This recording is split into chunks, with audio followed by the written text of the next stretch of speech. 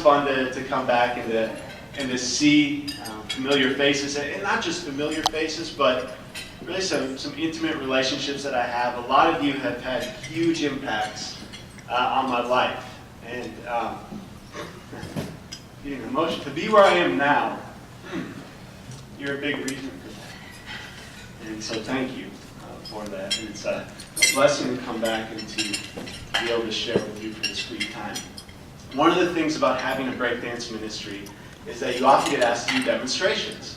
And so, I'm going to do a little demonstration before I speak. And so I'm going to go, and it's nice that they have this dance floor right here. And I'm going to just use my voice for a little bit. So in breakdancing, there are 4 main aspects of the dance. And I'm just going to kind of break down each one and then show you how we combine them to form a full set. And so the first aspect of breakdancing is on your feet. And this is called top rock.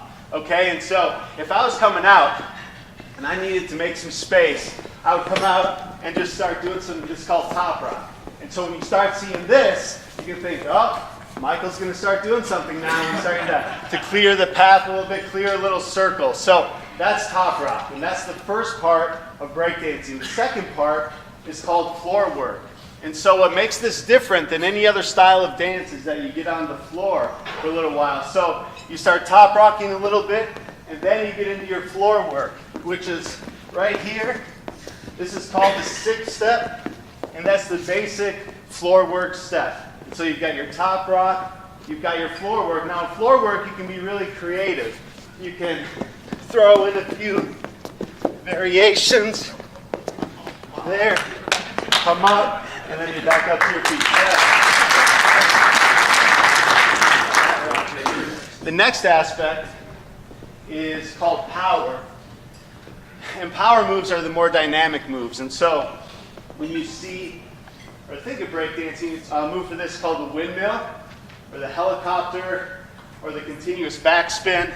And so I shouldn't kick you guys. You should be okay. So this is called the windmill.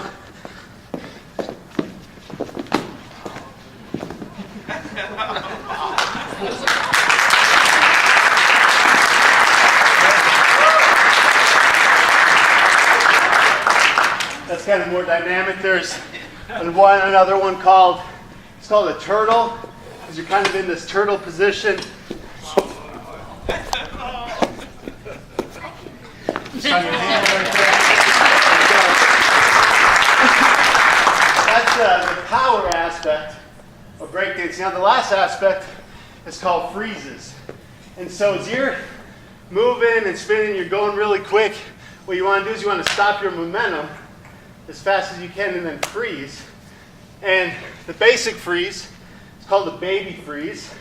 So it's right here. Now from this, you can do different things with your feet.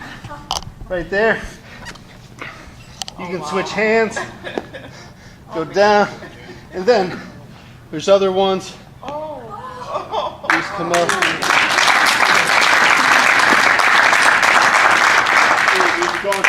There you go.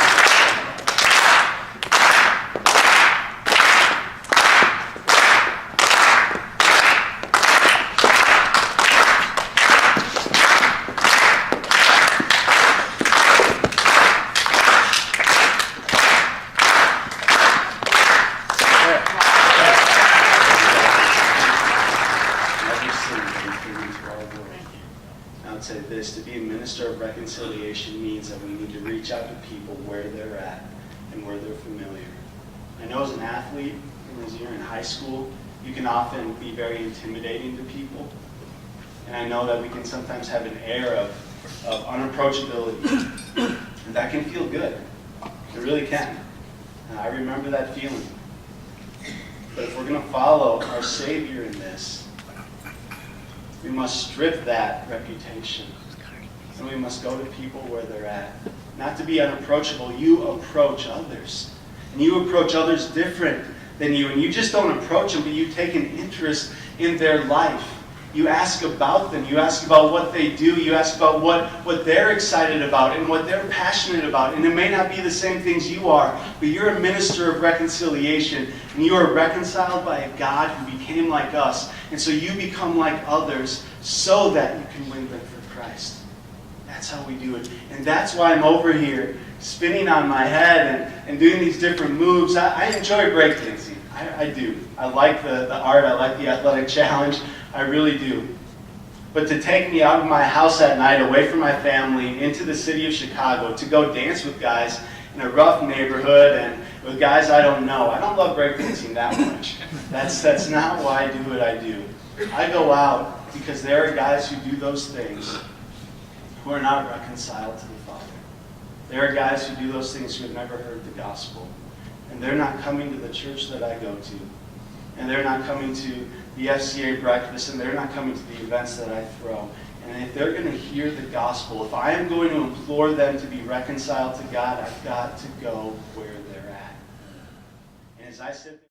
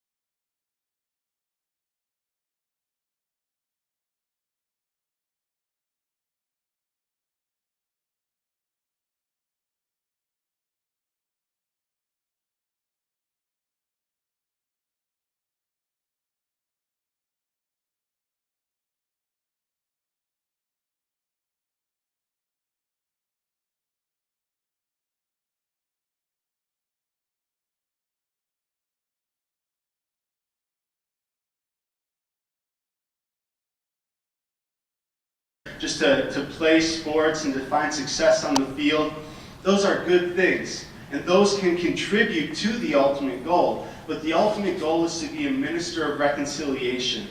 Paul would say to implore people, be reconciled to God. You who are enemies of God, who have not been reconciled, we implore you.